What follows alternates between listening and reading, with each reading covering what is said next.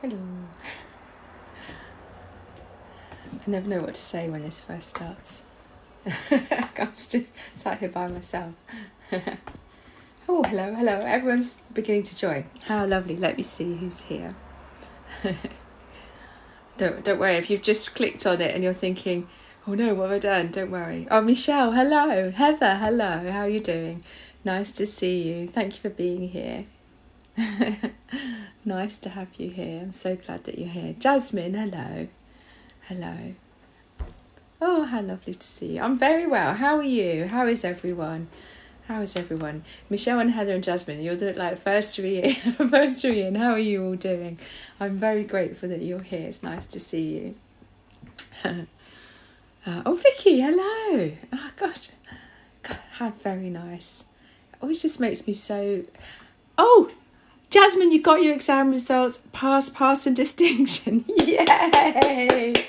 I cannot tell you how happy I am for you, Jasmine. If you don't know, Jasmine is one of my moderators, and she had exams last week and was so thought you'd done really badly, and so I'm so chuffed for you. Well done, congratulations. We'll get the bubbly out tonight, shall we? That's so good. I love it. Oh, Lynn, hello. Oh gosh, look at this. I always have moderators on my lives, and today so far we've got a lovely Jasmine, we've got Vicky, we've got Lynn. It's so nice. I couldn't do this without all of you chaps helping me, keeping this a nice safe space. Oh, I didn't mean to do that. Hang on. Forgive me, because sometimes the stuff on TikTok, like you touch the screen on your phone and before you know it's some weird things come up. And I know last time I think one person was muted, and I've set the muting for like 5 minutes, but sometimes it happens by accident, and probably me. So I'm really, really sorry. If you get muted and you're thinking, I haven't said anything, then please don't be offended, because I'm blind as a bat and I'm touching the screen, and sometimes something comes up and I'm going, oh no, what have I done? So honestly, we have moderators here so that this is a really safe space, and unfortunately my fat fingers get in the mix sometimes. So I don't mean to mute anyone that doesn't, the only people get muted and blocked are people who are not so nice, and we're all nice on here, aren't we? So let's have a look. Okay, so Mandy, hello, happy Monday to you, Mandy Burbank. Heather, I'm glad you're all right. Good, well done. Michelle, doing good today? Good, I'm having a good day, thank you. Yeah, happy butterfly 54. How are you doing? You all right? Nice to see you here again. Oh, hello from Canada. Welcome, the Acadian therapist. Nice to see you. Oh, look, Weird Oz Cheerios. Worried about not having friends at uni when I go in September. I need to note these down, because last time there was Nicole Marie right at the start talked about being indecisive, and I went, oh lovely, I'm going to answer Nicole Marie's, and then it totally went out of my head because I got all excited. But I remembered it and I wrote it down. So Nicole Marie, if you're here, I'm going to answer your question about indecisiveness, but I'm going to write things down. So Weird Oz Cheerios, I will answer your question about friends at uni. So let me explain just a tiny little bit about what we're doing here today. So welcome, my name's Sarah. I'm Sarah Aris. I'm a QCH therapist. QCH stands for Quest Cognitive Hypnotherapy, and that's a framework of therapy. It's an umbrella term really for all sorts of different modalities. What we do is we help each individual client as best we can, listening to what their problem state is, what they want their solution state to be, and using really practical therapy, stuff like there is the hypnotherapy, but it's more conversational. We don't put you in trance as such, because we think that we're all going in and out of trance all the time. We use NLP, lots of visualization. So that's what I do therapy wise. I do have my limits. My training only extends so far. I personally work mostly with people who are going through times where they feel anxious, people who have fears, people who feel a bit stuck. So and these lives, what I've done is hopefully, with the help of my moderators, created a community that's really safe. And so anyone who's not kind, anyone who's rude, who's offensive, anyone who's not tolerant or nice is muted and blocked straight away. So I can see a few people already have been muted and blocked, because we want this to be safe. We all know what kindness looks like, doesn't it? So if it's not your cup of tea, then off you go. And if it is your cup of tea, then I hope you can feel safe here. So I'll answer as many questions as I can for you. If I don't get to your question, then I'm really sorry. I do my best to do as many as I can. And if you have a look on my YouTube, which is reached through my profile, then you'll see that I record, well, they're all recorded. And so you can, if you haven't got much time now, you can always go back and look at the YouTube, and I write down the topics that we cover. At least that's my plan. I've started to write these things down. So let me start with this one, having friends at uni come September. So this is something I think probably is in a lot of people's minds. People thinking, oh, I'm heading off to uni, or even, heading off to different, a job, different school, that kind of thing, come September. I think with uni it's a little bit different, because maybe it's the first time that you're actually away from home. So it's totally normal and natural and understandable that you're feeling a bit nervous about that, because our brains, our nervous systems like to be in control. We like to know definitely what's going on. And uni is a whole new thing, isn't it? There's the academic stuff that you're looking at and thinking, am I going to be able to cope with that? But there's the whole thing that you're talking about there, Weirdos, of how am I going to make friends? What if I don't make friends? What if people don't like me? What all those what ifs? And also it's that whole thing of, living away from home probably for the first time. How are you going to manage that? Well, how do you do your washing? What will the place be like? How will you cook for yourself? How are you going to manage your money? All of that kind of thing. So first thing is to remember that it's okay to feel those feelings. That's normal and natural. And if you can begin to sense that the sense of being excited about it, that it is a new thing, but actually you won't be alone there. There'll be loads of other people who, for them, this is their brand new experience too, and you'll be able to come together because you have that common denominator, don't you, of all of you being new at uni, all of those first years. And that's why they have freshers weeks at uni. The unis understand that this is a tricky time, a challenging time, and a time where people are a bit nervous and uncertain. So Freshers' Week will be there the first week of term, and they'll have all sorts of social events. There'll be fairs where you can go along and decide, oh, I'm going to join this club or that club. There'll be people, if you're in a hall of residence, everyone will be there. And you'll get there the first day, and you'll be there, probably with your parents, turning up, like setting your room up, and it's really exciting because everyone is there, and it is a really exciting time. And then all the sort of the parents go, and you're like stuck there going, oh, what do we do now? So I said this on my video the other day, a really good thing to do, and this seems like nothing, is to take a doorstop with you. My son, when we dropped him off at uni, you say goodbye and the doors sort of swing shut, because they tend to be fire doors in halls of residence, and it swings shut and he's like kind of stuck there in his room. And actually, if you have a doorstop, then what you can do is stop the door open when you're sort of open for visitors, and people understand and people come. And so to go round, especially on the first week or so, to have the courage, if you can, to knock on people's doors and go and say, hi, how are you? My name's whatever, and how are you doing? What are you studying? Where are you from? All of that kind of thing. You don't need to worry so much about you if you're curious about other people. So yeah, good luck. Let us know how you get on. It will be really exciting. Whereabouts are you going? Whereabouts are you hoping to go? You might know already, or you might be waiting for your results, but I hope it goes really well. And a great question. I doubt if you're alone in wanting the answer to that. So let me have a little look. Thank you. Lots of you I can see are sharing the live. And Caitlin Jones, thank you so much.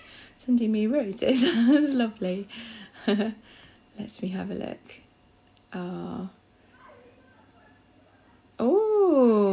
The Acadian therapist, you're going to be starting training in hypnotherapy next month. You helped inspire me. Oh my God, that's so cool. Who are you training with? That's so exciting. I'm excited for you. That's so good. I hope you enjoy it. That would be great. Let's have a look. It's Belly now 0121. Hello from Canada. Oh gosh, it's so nice. I saw a question. I'm just scrolling back through. Oh gosh.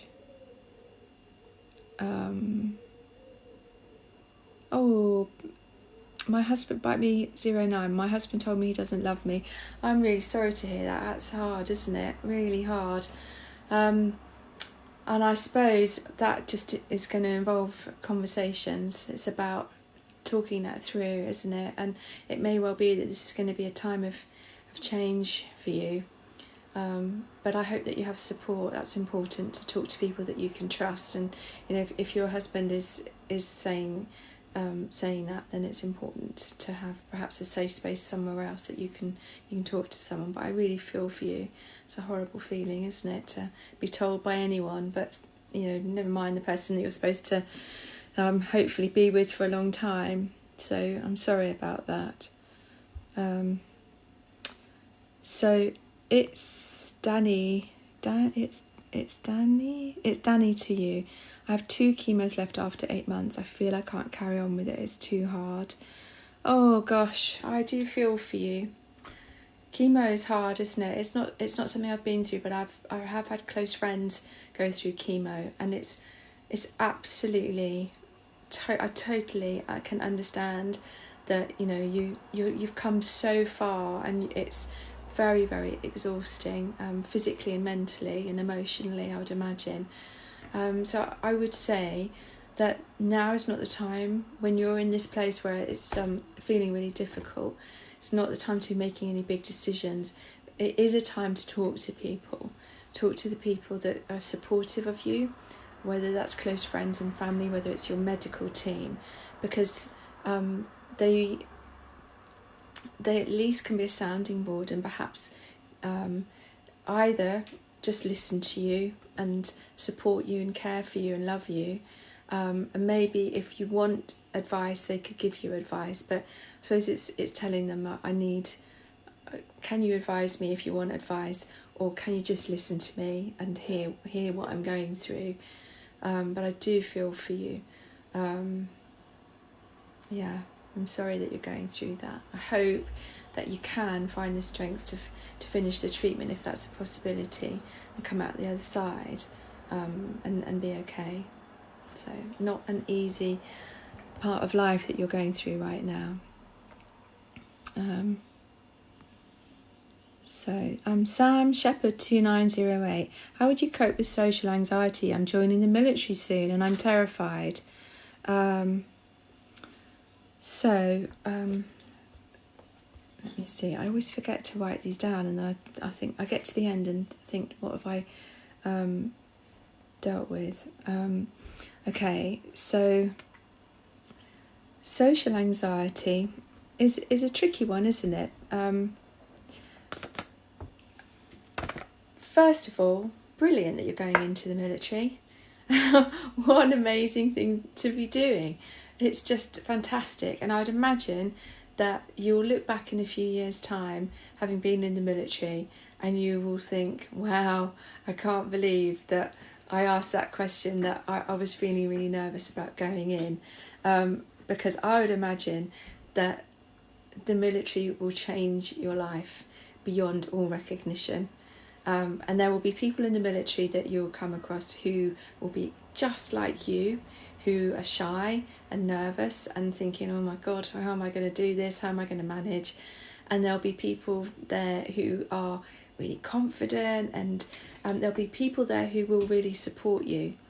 And I think it's about understanding that you are not yet who you're going to be.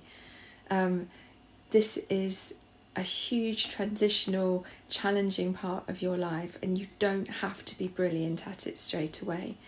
I would say that probably, I don't know this, the only thing I know about the military is watching Celebrity SAS on the telly, or the one that's not celebrities, just normal people.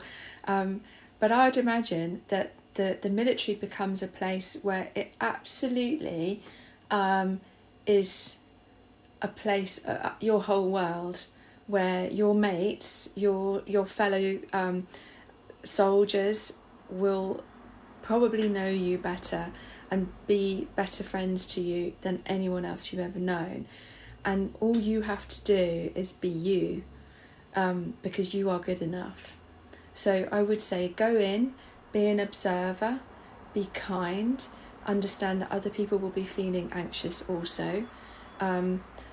Perhaps stand back sometimes and do some of the techniques that I share about breathing, about being in the moment, about creating a bit of a space between event and reaction, turn it into a response just by breathing a bit. And be curious about other people, ask them about themselves. Where do they come from? How are they feeling? That sort of stuff. Be helpful, maybe. Help them if they're struggling with stuff.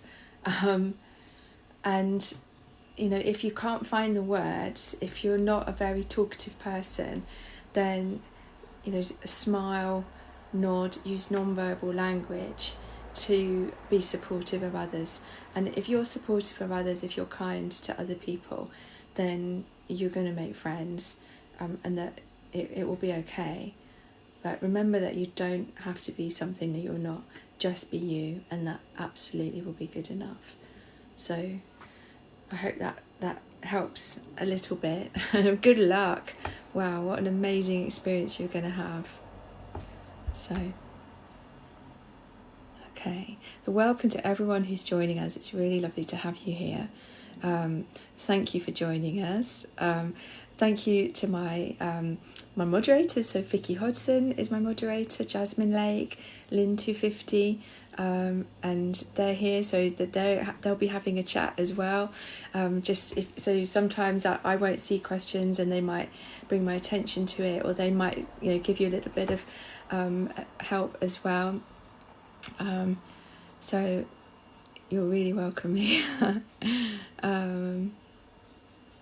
So let's have a look. So Jenny LB says, I'm nervous to fly. Do you have any tips? So that's such a good question, because I'm sure there's lots of people. Oh, the state of my hair today. I washed it this morning and it's looking terrible. So I'd imagine you're not alone in that fear of flying, because it seems so weird, doesn't it, that we do that? I mean, I sometimes sit here and look up in the sky and think, how do planes do that? How do they fly?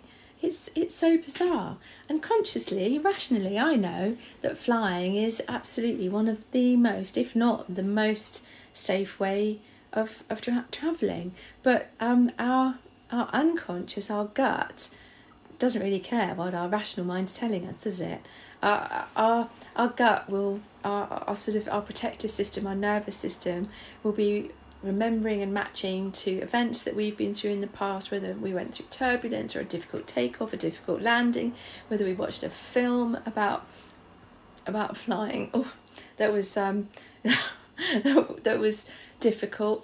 And all of those things, we're all unique in why we feel fear of something, but it will generally be because of a traumatic event that we've been through, or what we call in QCH a significant emotional event. And so Because of that thing happening to us, what happened is that in that moment, our brain decided that this is a dangerous thing to do, and so it triggered fight or flight, and we survived that moment because either we just survived it, or maybe it wasn't actually as dangerous as we thought in the first place. But from that moment on, our brain is looking for matches. And so if your significant emotional event is something to do with flying, and then you book a flight to go on your summer holidays, then your brain is going to be kicking in, going, oh, should you be doing that? Should you be doing that? So what can you do to help yourself? So looking for a therapist to help you, if it's really, really difficult and you feel that would be helpful, and I think it is helpful to get this sort of thing sorted out, that's a really good start. On my profile, on the link, there is a link to my QCHPA, and on there is a therapist finder. So if you wanted to find therapists like me, then they're all on there, and so you could contact them and have a chat. They will all do an initial chat just for free, so have a look at that, and there other therapists are available. There's counsellors, there's traditional hypnotherapists, all sorts of people can help, but there's also stuff like the techniques that I share on my page can be really helpful. Physical techniques, breath techniques, they're all there for you to have a look at, and also beginning to narrow down the sense of, well, what is it about flying that really frightens you? Is it the lead up to flying? Is it being in the airport? Is it taking off? Is it the flight itself and whether there might be turbulence or something? Is it the landing? Is it the whole thing? Are you fine going but you're terrible coming back, or the other way round? So that can be really helpful, because by doing that you're being in your thinking brain and your cognitive brain, and you're being a bit more analytical about it, and that can really help, because if you realise actually it's only when I'm landing that's the thing that really makes me anxious, then your brain can go, phew, well, in that case that's only a matter of minutes that I have to deal with, and perhaps I can do breath techniques, perhaps I can do whatever it is, one of the techniques that I share that can really help you be in the moment, here and now, feeling safe. Maybe that's one of the things that can help. So I would say have a look at all of those things. So the techniques I share, chunking things down so it's a bit more analytical, and looking at finding a therapist to help you, because you absolutely don't have to have that fear. When we can reframe the significant emotional event and we can help our nervous system to understand that we're safe, then it can change from being something nerve-wracking into something exciting, and something that opens doors to allow you to go all over the world. So I hope that helps a little bit, and I hope you have, begin to sort it out. Good luck. So let's have a look.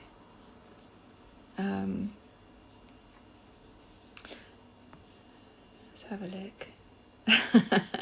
Bingo bango night 619. Not a question, but love the outfit. Thank you. Do you know, I love this, my little dungarees, so thank you very much for being so nice. So spicy JBM. Sorry, I didn't mean to do that, Darcy. I don't mean to do anything. You popped up and hopefully I've not done anything to you. But spicy JBM, I've been depressed for months. Oh gosh, I'm sorry to hear that. Depression is really hard, isn't it? It's one of those things that's just like a cloak that takes us over, and it can be really difficult. I do hope that you have support with this. If you haven't reached out yet, do reach out to your doctor, and see if you can get some help with that.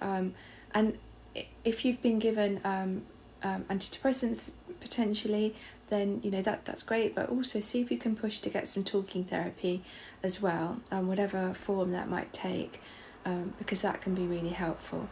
There's a great book called this one.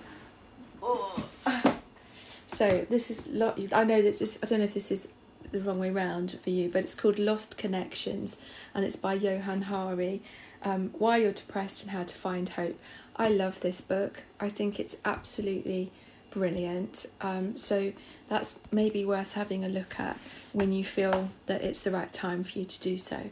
Sometimes when we're depressed, it's really hard, isn't it? And I think it's about taking small steps, being kind to yourself, understanding that this is a temporary time that you're going through, and it will have happened for a reason. So have a look at thinking, you know, what was going on when you started to feel this way? What's been going on in your life over the last few years? Maybe you reached that stage where it was the straw that broke the camel's back. And it's about beginning to connect again, connect to life, just tiny step by tiny step. So I hope that helps, and I hope that you start to feel better. You take care. Let's have a look.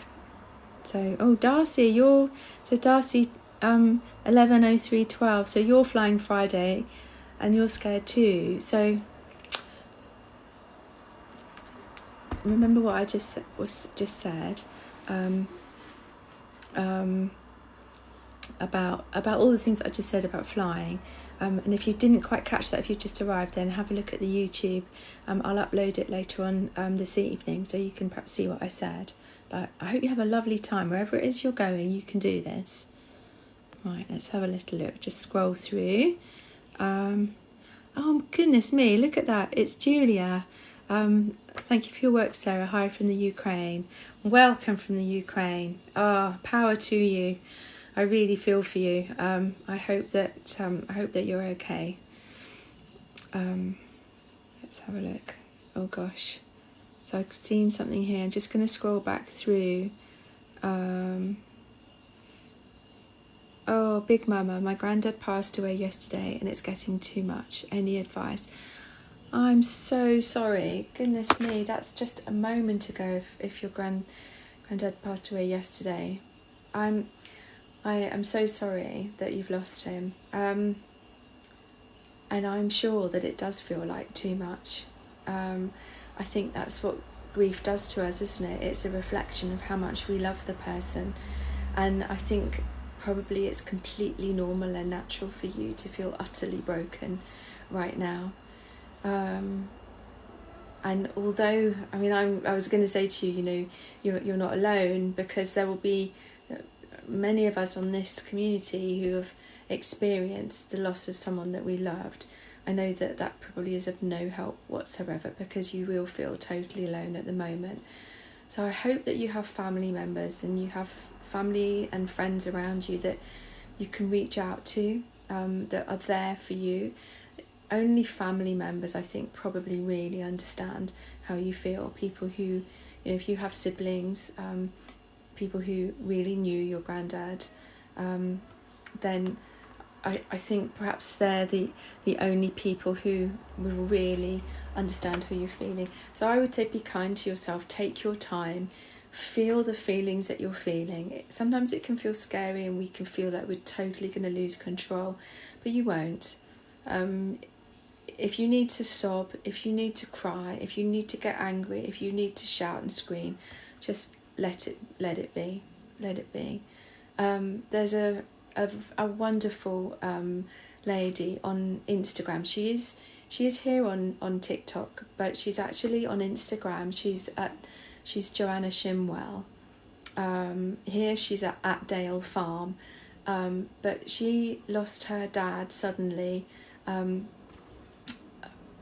earlier this year, and she's been really sort of documenting and journaling her journey of loss, and I think some of the stuff that she shares is absolutely beautiful. And there are days where, you know, you can see that she just doesn't know how she's going to go on, but she has kept going. And I think it's that sense of taking very, very tiny steps, and actually sometimes just being, getting the support that you can. Right now, don't expect anything from yourself, because right now you're absolutely in crisis mode. So I think the practical stuff of just trying to eat, trying to sleep, trying to put one foot in front of the other, that's all you need to do. It's a time where I hope you have family, and I hope that you can come together as a family unit and support each other. I know when my dad died, it was almost like sort of, there'd be times when one of us would be stronger and we'd be the one that would be making the cups of tea for everyone, and then we'd get to the stage where, and then that person would be like, I can't do this, and they'd just be in tears. Sometimes you can feel completely numb, and that's okay as well. Sometimes the brain, the nervous system sort of not shuts down, but actually makes everything totally numb because it's too much to deal with, and that's okay if you feel that way. So just I send my best to you. Just keep going, just tiny steps at a time. Okay. Oh, right. Let's have a little look here. So it's Alia Smith. How can I get over the fear of death and what happens after? Causes me to panic a lot. So it's difficult, isn't it? I think fear of death is something that is very natural.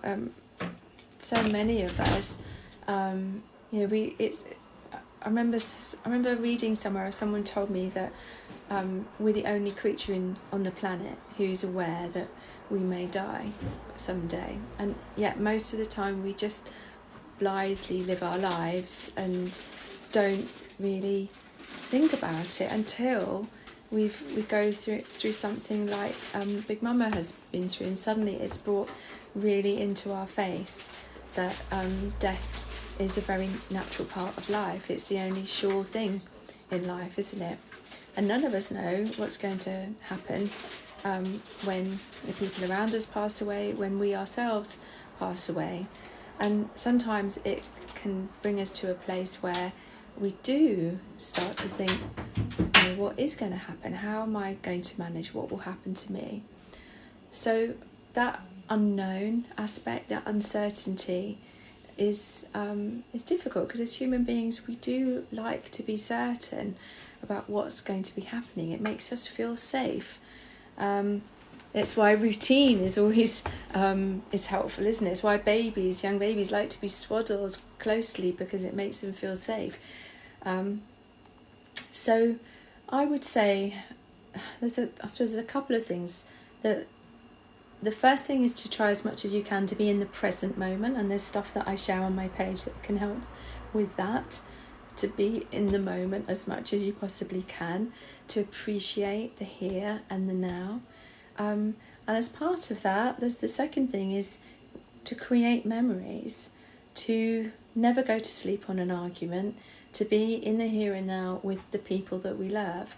And so that we say all the things we need to say to them, to tell the people that we love them, to tell the people that we love that we appreciate them. And even I know that there are people on here who either are ill themselves or who have family members who are ill, and the future is uncertain for them. And so it's very understandable to worry about what's going to happen in the future, but actually that is beyond our control.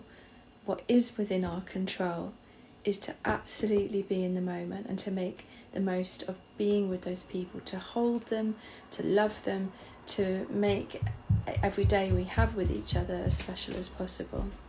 And that can just be the simple things, So I hope that helps a little bit. I know that it's hard. If it's something that you've tried for a long time to help yourself with, then it may well also be worth looking into working with a therapist of some type, because it probably will have come from a traumatic event in your past that makes this a very painful thing for you to contemplate. So I hope that helps a wee bit. You take care. Let's have a little look here. Let's have a think. Thank you. Oh, thank you. Oh gosh. So thank you, again, I'm sorry, I'm I'm trying to concentrate. I'm not very good at multitasking. I'm trying to look at some of the messages and then be thinking. It's all too much for me. Welcome to everyone who's here. It's lovely to have you here. I appreciate you giving up your time. If you you drop in and you think to yourself, oh, I like this, but I haven't really got time to be watching this, then if you look on my YouTube, which is linked to via my profile, all of my lives are all on my YouTube account, so you can just have a look in your own time. You can, have a cup of tea, do it when you're not skiving off work or something like that. So do consider that. Maybe if you want to subscribe to my YouTube channel, then you're very welcome. But thank you all for being here, and thank you for your questions. Hello,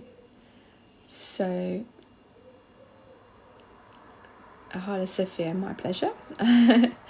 How do we know we need a therapist? That is from a little fan. Oh, God, I just cricked my neck. That really hurt. How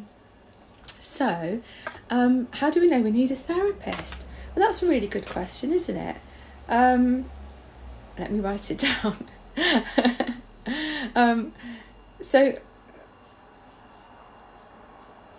I suppose really, if there's stuff in life that you've been trying to deal with for a while and you've done everything you can yourself and it's just not making any difference. So whether that's a fear about something, whether you're really anxious all the time, if stuff is affecting your life so that you're not able to live your life in the way that you want to, whether that's because of anxiety, because of depression, because of fear, because of a behaviour that you are doing on a daily or regular basis, then that is definitely a thing to consider going to see a therapist for. So I think that's the simple answer, really. And then it's about finding the right therapist for you. And there's so many different therapists. I'm a cognitive hypnotherapist, there's traditional hypnotherapists, there's counsellors, there's psychotherapists, there's psychologists, there's so many different health professionals, and it's about finding the right sort of therapy for you. And that involves doing a bit of research, chatting to people if you feel comfortable doing that, to ask, would you recommend anybody? And then talking to various therapists and asking them, what do you do? What's your training? How would you help me? And getting a sense of, do I click with this person? So I hope that answers your question a little bit.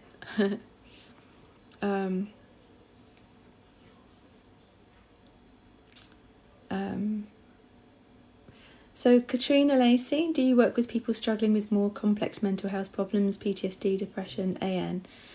So cognitive hypnotherapy covers all sorts of issues, and basically the only things that we don't deal with are, we don't work with people who have had a diagnosis of epilepsy, purely because a lot of the work we do involves quite deep relaxation. Even though we're conversationally, we use hypnotherapy, we use something called word weaving. We don't ever want to risk sending someone into any type of seizure, so we just draw a line and say we wouldn't work with someone who has a diagnosis of epilepsy. And equally we don't work with anyone who has a diagnosis of any form of psychosis, such as a personality disorder, bipolar disorder, schizophrenia. Anything in that category we don't work with, because that really needs a more specialist approach than we would have. And even if someone who was really stable and had suffered from psychosis in the past and now was coming along and saying, I want to get help with IBS or something like that, or depression, we would say, no, I'm afraid we can't work with you, because the work that your psychologist or your psychiatrist has done with you, a mental health team, over the years is very complex, and so we don't want to be mucking that up, because our training is not as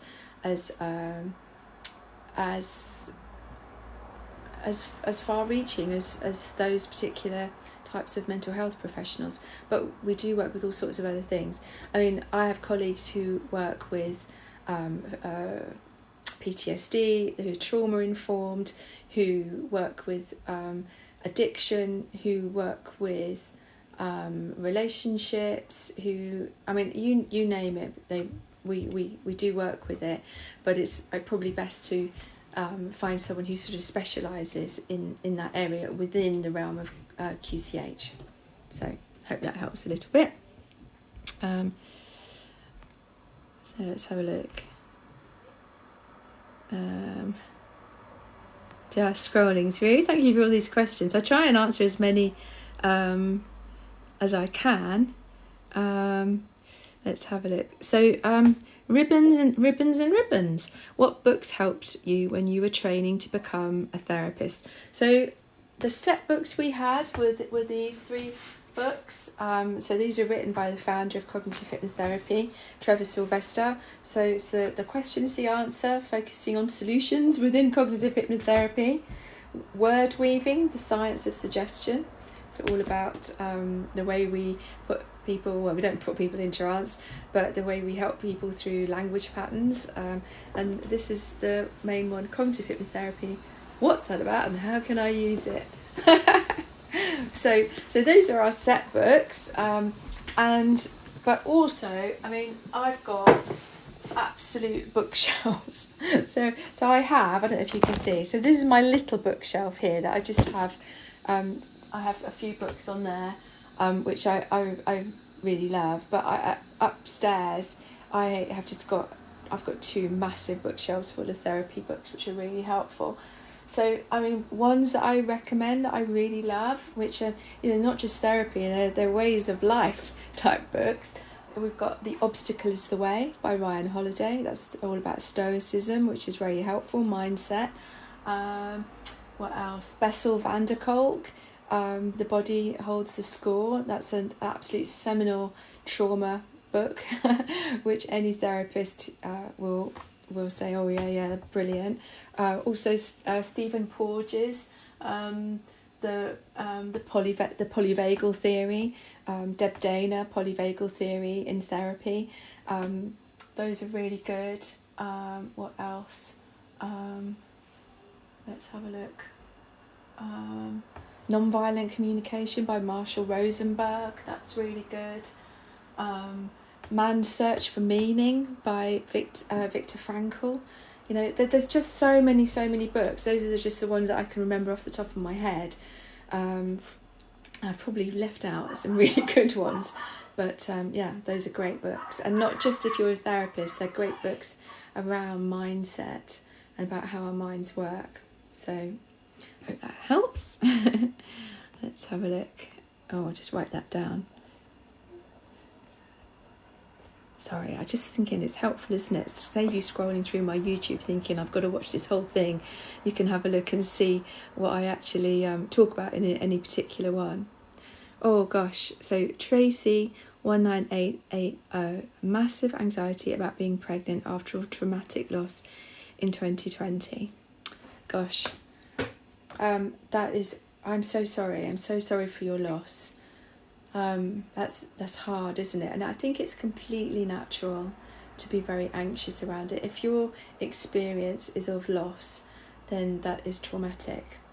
And I really feel for you. Every pregnancy is different though. And so I think, I don't know if your loss was of you losing a baby or whether you had another loss around the time when you were pregnant. I'm kind of assuming, but forgive me if I'm wrong, that it was that you lost a baby in 2020. I think it's really helpful to work with someone who's a specialist in this area. There's a friend and colleague of mine, Claire Burgess, she runs classes for therapists, but she also works with women who are going through perhaps what you've done, you are going through. So it's called Confident Childbirth, and it's like hypnobirthing, but it's run by qualified trained cognitive hypnotherapists. So it's all about this. It's about helping women, particularly who've been through traumatic births, to help you, support you. I did train in it, but it's not something that I actually practice.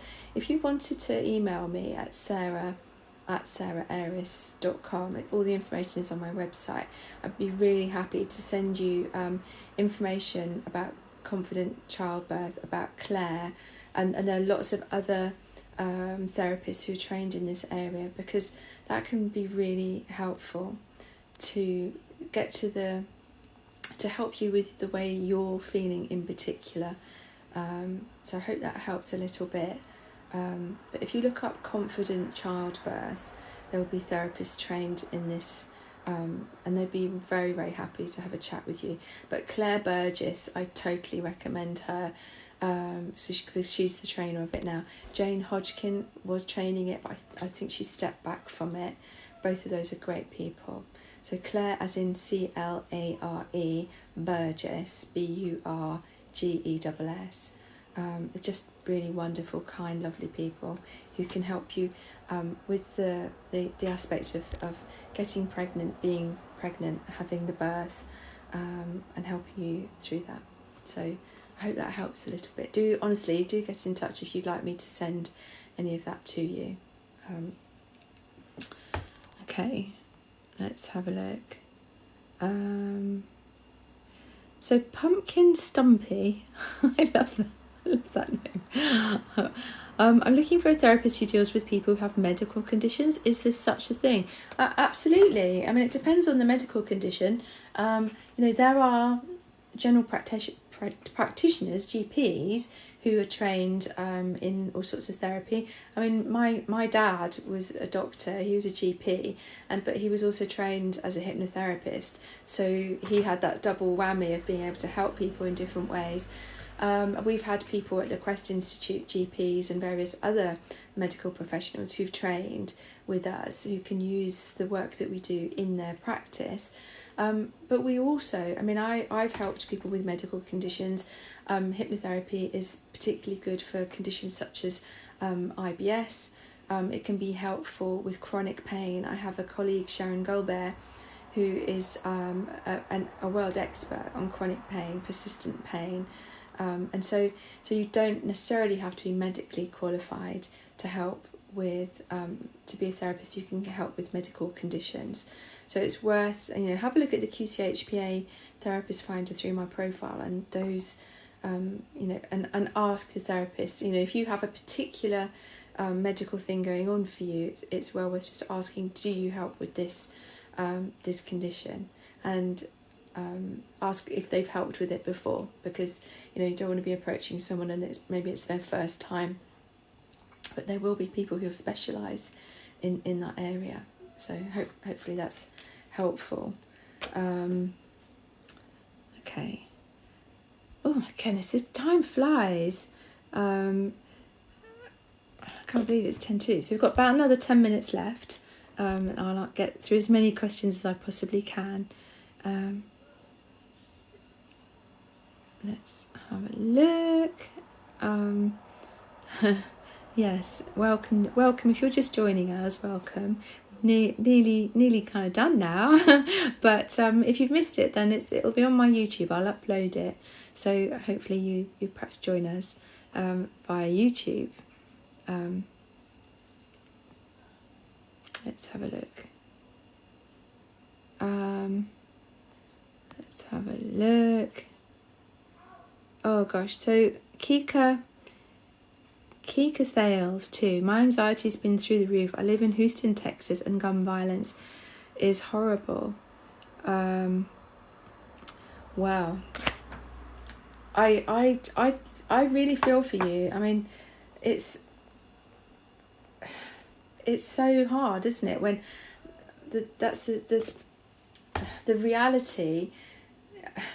It's very normal to feel anxious when there is a threat, and if the threat is real, like gun violence in the States, then it's understandable that you've got that level of your stress hormones being up here.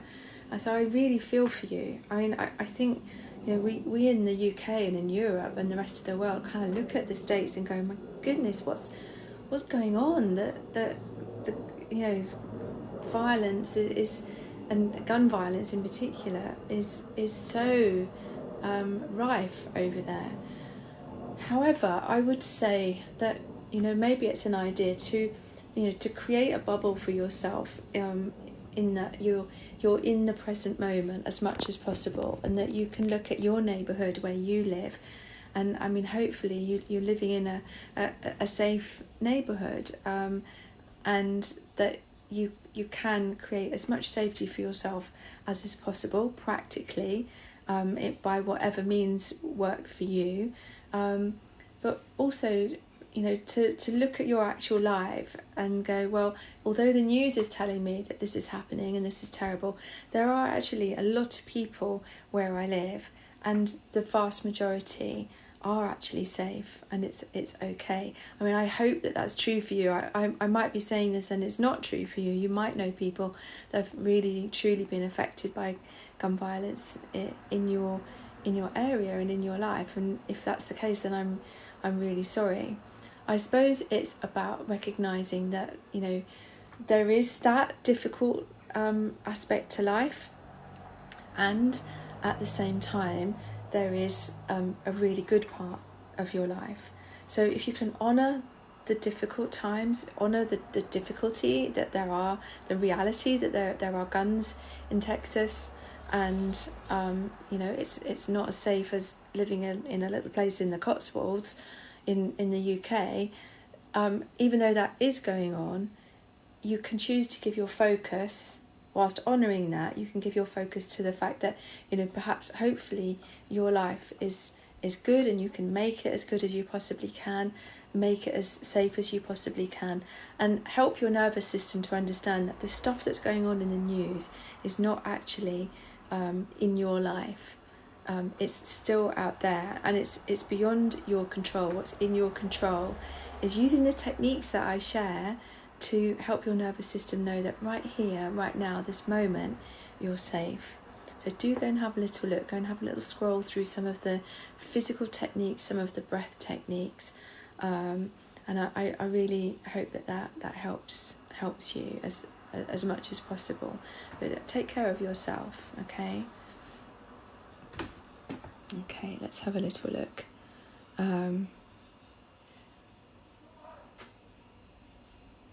Okay, so Simone Kelly, I've been told to speak to a therapist after my baby boy was stillborn, but I feel like I'm doing okay. So Simone, I'm so sorry. What an incredibly difficult experience for you, and how it's amazing. It just shows what an amazing person you are, that if you're doing okay, then that's okay. Our brains and our nervous systems are built to help us cope with difficult times. Our nervous system is built to scan our environment, to look for times events, environments which are potentially of threat to us. And if it sees an environment that is potentially of threat, then it will trigger a fight or flight or freeze response. But that doesn't mean that we are always totally sideswiped by events. Sometimes we go through traumatic events, and yes, they're difficult and they're traumatic, and we come through them because our brains are absolutely amazing, and they process what's happened. We talk to our loved ones about what has happened, and I'd imagine that's probably what's happened with you, that you and your partner will have talked this through, that you will have had love and support from your friends and from your family, and perhaps that has got you to a place where you're thinking, oh, I'm okay. And that's something that it can be what is called post-traumatic growth, that something happens to you which is really difficult, but actually you learn from it, you grow from it, and it just helps you. It's just part of you as a person. It's something that you've experienced, and it's something that you carry with you. It's not something you're ever going to forget, but it can help you to be stronger, to be more you as life goes on. And you don't have to make any final decisions right here and now. If you don't feel like you need a therapist to talk things through with right now, then that's fine. You don't have to. You know, no one has to go and talk to a therapist ever. If you don't want to, if you feel you're okay, then that's okay. And if you change your mind, that's okay too. So I think it's just about taking it day by day, step by step, moment by moment, and you're allowed to change your mind, you know, either way. So I send my best to you, and you look after yourself. And I hope what I imagine that you have a really strong support system around you is true. And you know, yeah, I'm sorry for your loss, and I hope that over time things will be okay, and you'll keep being able to process this and be okay. So I hope that answers your question. Okay.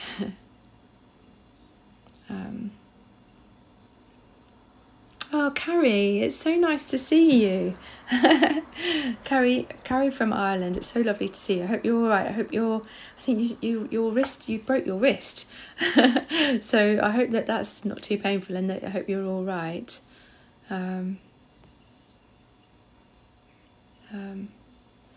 It's Danny to you. I hope you are well, Sarah. Don't forget to look after you too. You're amazing. Thank you. Oh, bless you. You're so kind. I absolutely do. I don't just sit on here spouting and pontificating about self-care and, you know, using the techniques and everything. I honestly, I live what the things that I talk about on here. You know, those books that I showed you earlier, the training that I did with the Quest Institute, and I absolutely walk the walk. It really has changed my life, this way of being. And so I do look after me. I use self-care. I'm aware of when I'm feeling like if I've had a difficult week, if stuff is getting on top of me, then I stop everything. It's like I step away from social media, and I just take time to be with my loved ones. I take time to read, to go for walks, to be calm and quiet, because that's so important, because I can't help anyone if I get to the stage where I'm overwhelmed with things.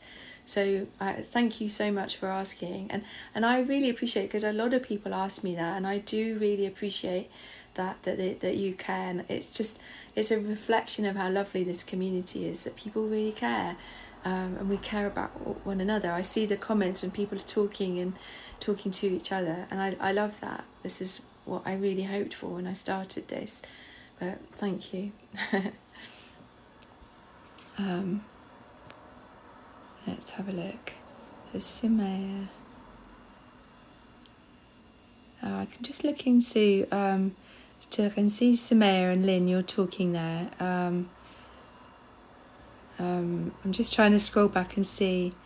So I really want another therapist. This is Sumaya. I really want another therapist because I feel like she's not helping me. She's been MIA for two weeks. Any tips? Okay. So Sumaya, I really feel for you. It's so difficult, isn't it? When we, you know, if you eventually find a therapist, especially if you've been waiting on a waiting list for a national health service therapist, or you know, if you choose a therapist and you realise after a little while, oh, this is really not helping, or they're not the right person for me, or I can't get hold of them when I need them, you absolutely are entitled to walk away from that therapist. I would say that the most important thing to do first of all is to have a conversation with them and say, you know, I don't feel completely comfortable. I'm not sure things are working out as I was hoping they would work out. What are your thoughts on this? What are your thoughts on how we contact each other? You know, because it may well be, it's like for me, for example, you know, if I go on holiday for a fortnight, even though, like, you know, I went away in June, and I was away and I didn't do any social media at all for 2 weeks, and I checked my emails a couple of, like, in the morning, in the evening, I checked my emails and my messages, and most of the time I would just do like a brief, I'm away at the moment, but I will get back to you when I come back. I hope that's okay. But and you know, other therapists will disagree with this, but for me, if one of my clients was going through a really hard time, then I absolutely would be up for you know, having a conversation with them. But you know, that's me. Sometimes other people have boundaries, but they should let you know that. You know, they should say, I'm going to go away for 2 weeks, I'm going to be away, and therefore, you know, maybe if you really need help, then this is my supervisor, or you know, they should know you well enough to know, and you should be informed as to what's going on. So I would say, have a conversation. If they don't tell you what you want to hear, then you're absolutely entitled to work with someone else. You don't have to stay with the same therapist. That our job, we are here to serve you. All therapy should be all about you, the client. If it becomes about the therapist, and then that's not how it should be, in my opinion anyway. So yeah, have that conversation. And you know, this is all stress for you, isn't it? You don't need this stress in your life, worrying about where is my therapist, I can't get hold of them. you should know, you should. And yeah, so good luck. Have that conversation. I hope that hopefully they'll be, oh gosh, I had no idea, I'm so sorry, and they'll really help you in the best way possible. But if they don't, then it's really important to you know, don't be working with someone who's not helping you, because that's our job, is to help you as best we can. Okay, good luck. Hope that's okay. Thank you. Oh, Debbie Rivard, it's so nice to have you here. Debbie's from the States too, so that's why I do these ones on a Monday at 5, because I'm hoping that all my lovely friends from the States and Canada and from the east, the west, that way, can join me. So it's so lovely to see you, Debbie. Yeah, like Lynn says to me, they might be on holiday, but I think maybe they should have. You know, it helps if they let you know. Let's see. Spicy JBM, I'm so sorry. I can see you've left a few comments there, and I can see that sense of feeling broken. It's really difficult. Depression definitely can do that for you. You are not broken. You're not broken at all. You're just going through a really, really difficult time at the moment, and the reason that you feel the way you feel is your nervous system is doing its best to tell you, reach out for help, you know, and maybe the help that you're getting, either you haven't reached out yet, in which case do reach out for help, whether that's to your doctor, whether that's to a therapist, whether that's to a charity that perhaps can help, like, you know, Mind UK, Anxiety UK can be really helpful. There's all sorts of charities and helplines around depression that would be really helpful for you. But absolutely, you're not broken. And when you start getting the right support, then your mind can be helped to find the right solutions, because there will be a solution that's really positive and that can help you get to a place where life feels like living again, feels like you're connected, and you're absolutely worthy and enough and not broken, you know. So keep going, and please do reach out, because there will be a way forward that is really so much easier for you to experience. Let's have a little look. So I feel like so it's 6 o'clock, and we I'm afraid we have to kind of wrap up. So I'm just going to do like one quick more other question, and then I'm going to finish. So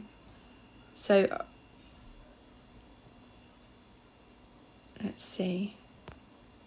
Oh, Rethink. So Liz Danny says Rethink is a wonderful charity. So thank you for that. That's really interesting. Let's have a look.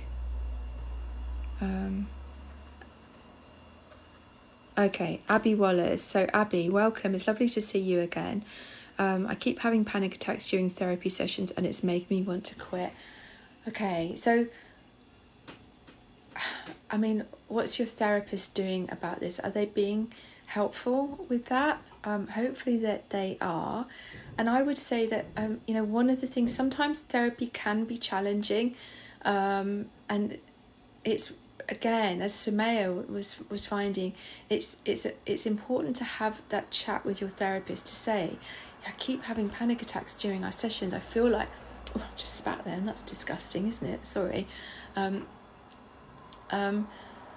It's worth having that conversation to say, maybe we're going a bit too fast, maybe we're digging a bit too deep too quickly, and that's why my nervous system is just going into overdrive here and having anxiety attacks and panic attacks, because I would say that maybe, if someone was having panic attacks in my sessions, I would be like, whoa, let's just calm everything down.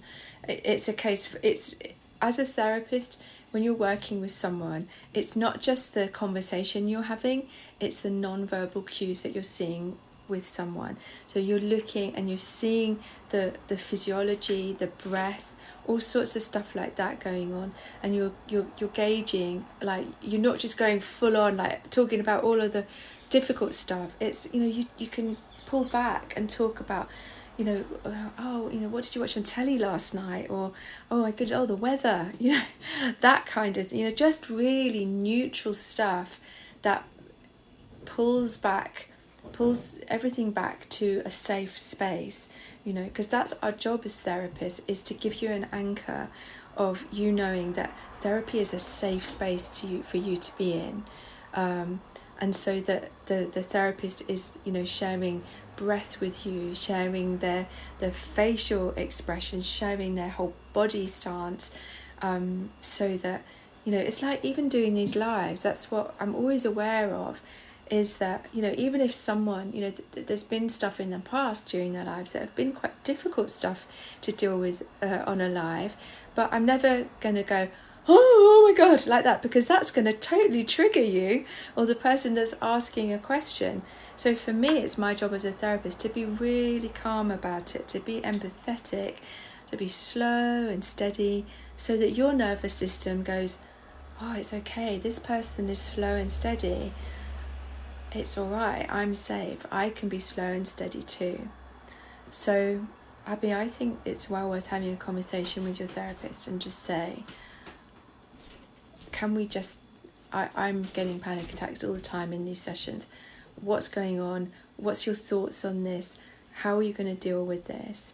And maybe write these things down so that when you go into the session, or even email your therapist before your next session and say, I'm kind of a bit worried about the way the therapy's going because I am getting panic attacks in the sessions. Can you explain, do you think this is okay? I don't feel it's okay. What can we do about this? Can we slow down? That sort of stuff. So I think that might be an idea. So I hope that helps a little bit, Abby. It's great you're in therapy, but the therapy needs to be a therapy that feels comfortable for you, so that all you're doing is just like dipping a toe into the amber zone. Just a little bit of a challenge every now and again. Come back.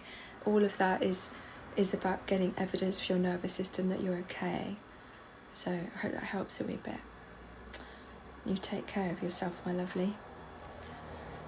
Right, let's see. So I think, oh my goodness, I've gone over. I'm so sorry. I'm so sorry to my moderators. Oh, no, I want, yeah. So Abby, yeah, good idea. Have a little email, because then it's safe as well. You can do what you need to say, and it's not putting you in that position of feeling uncomfortable. Sumaya, again, maybe for you the same as Abby, do that email route, because then you're not in the session feeling uncomfortable. My pleasure if I've helped. thank you so much to everyone who's been here. Thank you. I just, it's so lovely that you're here. You're so welcome. I hope that I've answered some of your questions. If I've not managed to answer your question, please feel free to contact me. I always answer all the emails that get sent to me. They're all, my email is findable via my website. All of the links and stuff are in my profile, so you'll have links there to my website, to my YouTube, to any other social media. There's links to the Quest Institute. If you fancy training to be a therapist like me, go and have a look at that. If you want to find a therapist like me, go and look at my QCH PA, I think it is. There's the therapist finder there. There's loads of free resources as well. My Quest Hub, loads of free stuff for you to have a look at, have a little peruse over. Thank you so much, as always, to my amazing moderators, Lynn 250, Vicky Hodson, Jasmine Lake, who passed all her exams and got distinction in one of them. And I couldn't do it without you keeping this a safe space. And I know a few people have been sort of muted and blocked today, and that's because of them, because I can't see the stuff coming through quick enough to be able to do that. So they're the people that keep this a safe space and a safe community on the lives. So if you've followed me, thank you. If you've shared, thank you. If you've liked, thank you. It's just an absolute joy to be here. So I'm gonna say goodbye. But the next one will be on Friday, 10 o'clock in the morning on Friday. But as always, I will always put it on YouTube. So if you're in the States or Canada, or if you're working and you can't come at 10 o'clock next Friday coming, then it will be on YouTube Friday or Saturday for you to look at in your own time. So you don't have to miss out. So I'm going to just have a little look and say some hellos and some thank yous, and then I will say goodbye. So thank you all for being here. Oh gosh. Oh, Heather, thank you. Thank you, Trish. Kate, do maybe email me, Kate, if your question's not come through. It might be that I've just not seen it. Cheerio, Heather, nice to see you here. It's Danny to you. Thank you very much for being here. Oh, the fainting goat. Oh goodness, I've only just seen that you're here. I'm so glad that you came back. It's lovely to see you. Really, really appreciate you coming back. I hope that you're doing all right. I've been thinking about you this week, so you take care. You take care, Abby. Oh, I've sent it many times, but I understand it's the wrong type of question. Oh. Email it to me, Kate, because then I'll be able to answer it. Kate, oh, okay, so I'm not going to answer your question now because I don't have the time, but let me write your username down. Hang on, and I'll hang on. Oh my God, my eyes are terrible. Kate B. 002. Okay, I'll see if I can. I'll see if I can come and find you, or if you can email me. I'd really appreciate it, and then I can help you. Yeah. I don't know why that would be in the wrong place. I've not seen that question, Kate, but I've seen it now, and I really feel for you. But send it to me, or I'll come and find you, and I'll see if I can do what I can to help. Okay, Michelle Kitch, thank you. Lovely to see you. You take care, my lovely. And please don't apologise, Kate B. Honestly, that's our fault. Well, I say ours, my fault. Probably because I'm blind is about, and it's flown through. So because I can see all your stuff here. And Lynn, thank you for trying to help. Thank you so much, everyone, for being here. So I've got your usernames at KateB002. So I think I've got that. Have a lovely evening. Thank you, Jasmine Lake. Thank you, Lynn 250. Thank you, Vicky Hodson. Thank you so much. Thank you, Eliz01. Thank you, Fainting Goat. Oh God, I'm just so, I could stay here all day. I really could. I love it, but I must go. But anyway, you take care, everyone. Hopefully see you Friday. And yeah, I really appreciate you being here. Take care, everyone. Cheerio.